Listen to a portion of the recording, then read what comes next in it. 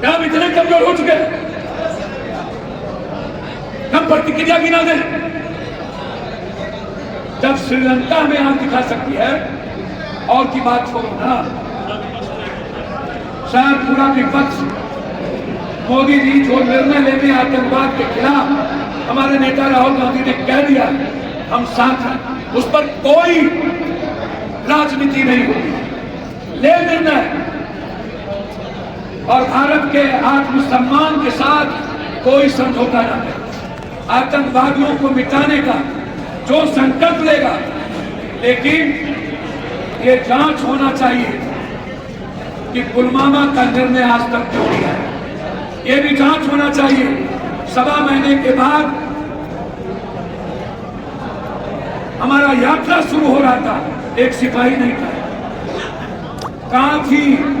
हमारे सेना को खबर क्यों नहीं दिया? हमारे सीआरपीएफ को, बीएसएफ को, हमारे कश्मीर फोर्स को क्यों नहीं दिया? एक सिपाही क्यों नहीं थी? कहां थे अजीत डोभाल जी? क्यों हम दुनिया का साथ नहीं ले पा रहे हैं? इसीलिए जो भी निर्णय आतंकवाद के खिलाफ होगा, हम लोग सरकार के साथ खड़े हैं। लेकिन हम चाहेंगे 47 कहां से आया, हमारे देश के भीतर इन आतंकवादियों को सपोर्ट कौन कर रहा है, कौन कौन लोग इसमें इन्वॉल्व है। सरकार एक निश्चित समय पर विशेष सत्र बुला करके पूरे हर पार्टी और देश की आवाज जो संसद है उसमें बात कराइए। गरीबों, मजदूरों, किसानों की, महिलाओं की, बेरोजगारों की, पलायन करने वालों की, कि यदि मुझे आर्थिक आजादी की हिस्सेदारी मिल सकती है तो उसकी आवाज राहुल, यदि मुझे शैक्षणिक आजादी मिल सकती है तो राहुल गांधी, यदि मुझे राजनीतिक हिस्सेदारी मिल सकती है तो राहुल गांधी। यह सवाल आज बहुत बड़ा है। मैं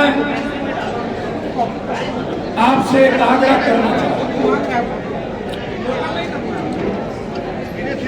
इधर यदि बाघ का खाल पहन ले तो शेर नहीं होता।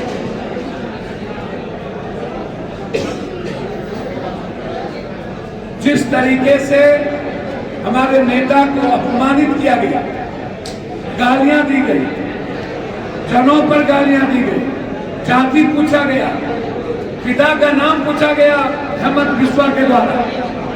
अनुराग ठाकुर ने कहा जिसके जात का पता नहीं। वह जो मोदी मीडिया थी, जब नक्सल की बात करते थे राहुल गांधी के बारे में, अर्बन नक्सल, मैं उस मोदी मीडिया से जानना चाहता हूं, उस अंधभक्तों से,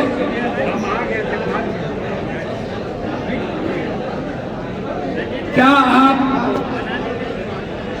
अर्बन नक्सल नरेंद्र मोदी जी से को नहीं कहेंगे? क्या आप मोदी जी की जाति नहीं पूछेंगे?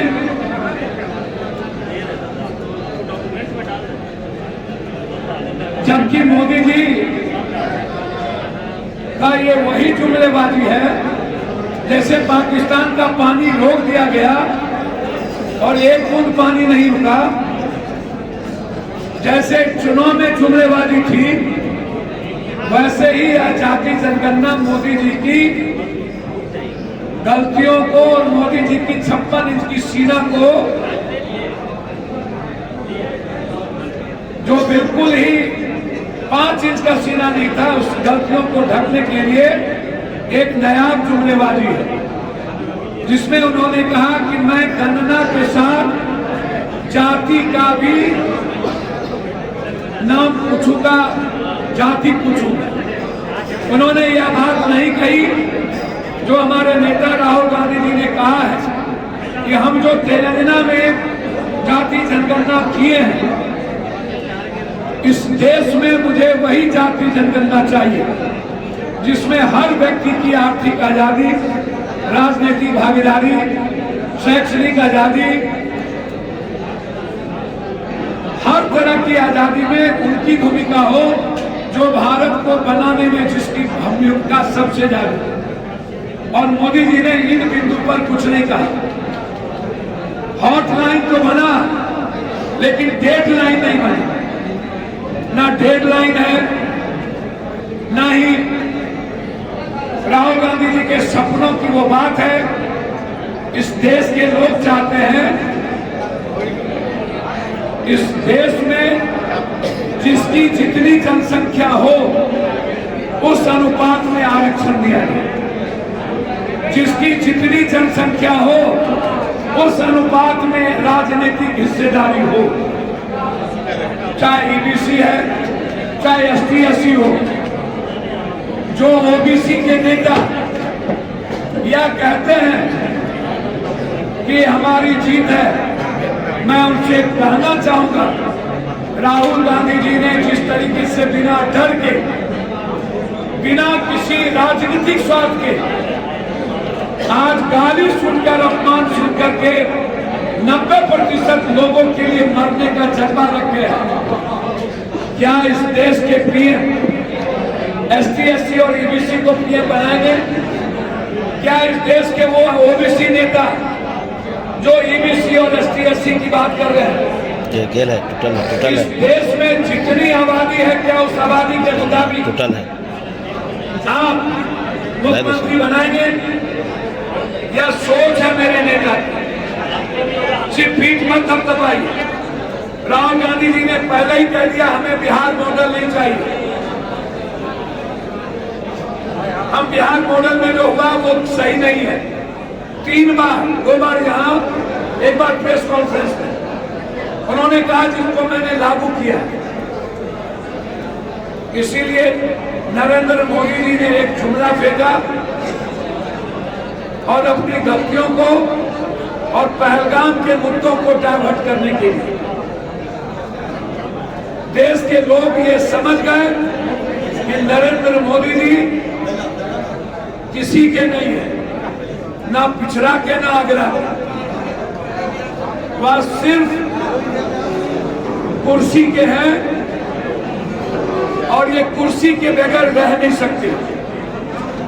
नरेंद्र मोदी जी का नाम कुर्सी मोदी रख दिया और कुर्सी के लिए इस देश को अलग अलग करना पड़े तब भी ये लोग करेंगे। इसलिए राहुल गांधी जी का निर्णय इस देश को जोड़ने की, चाहे ऊंची जात के लोग हो, चाहे एसटी हो, चाहे ईबीसी हो, चाहे ओबीसी हो, सबकी भागीदारी चाहिए। दूसरा 43% आरक्षण। मैं जरूर पूछना चाहूंगा नरेंद्र भाई मोदी जी से, क्या आप 43% आरक्षण की वकालत कर रहे हैं? क्या आप 70% निजी क्षेत्र में